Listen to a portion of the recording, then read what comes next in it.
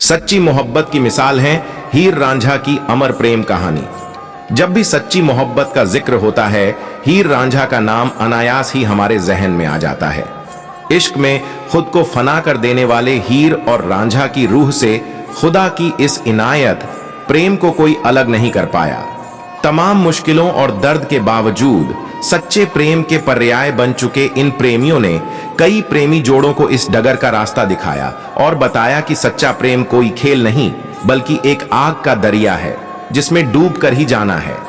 हीर और रांझा की कहानी कुछ इस प्रकार है कि तब भारत और पाकिस्तान एक ही देश हुआ करते थे और वहीं चिनाब नदी के किनारे तख्त हजारा नामक गांव हुआ करता था।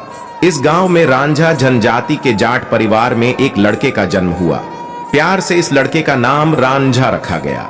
रांझा दरअसल 3 बड़े भाई के बाद जन्मा इस परिवार का सबसे छोटा बेटा था।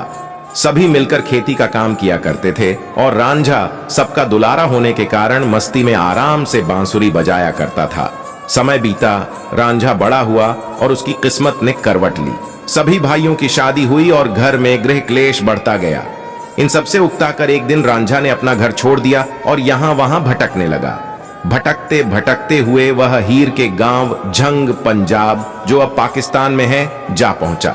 वहां उसने पहली बार हीर को देखा और पहली नजर में ही दिल दे बैठा। हीर सियाल जनजाति में पैदा हुई एक अमीर परिवार की लड़की थी और उसने भी रांझा को देखते ही उसे अपना दिल दे बैठी। हीर को हमेशा यह चिंता रहती थी कि रांझा कहीं चला ना जाए, इसीलिए हीर ने रांझा को अपने पिता से कहकर चरवाहे का काम दिलवा दिया। हीर और रांझा दोनों छिप छिप कर मिलने लगे। एक दिन हीर के चाचा कैदों ने दोनों को मिलते हुए देख लिया। हीर के चाचा ने सारी बात हीर के माँ और पिता को बता दी।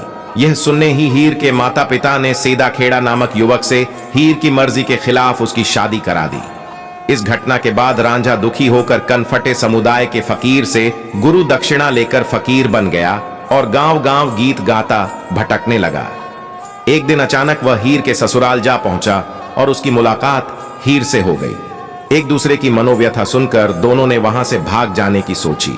हीर और रांझा काफी हद तक भागने में कामयाब भी हो गए, लेकिन स्थानीय राजा ने अंततः दोनों को पकड़ लिया।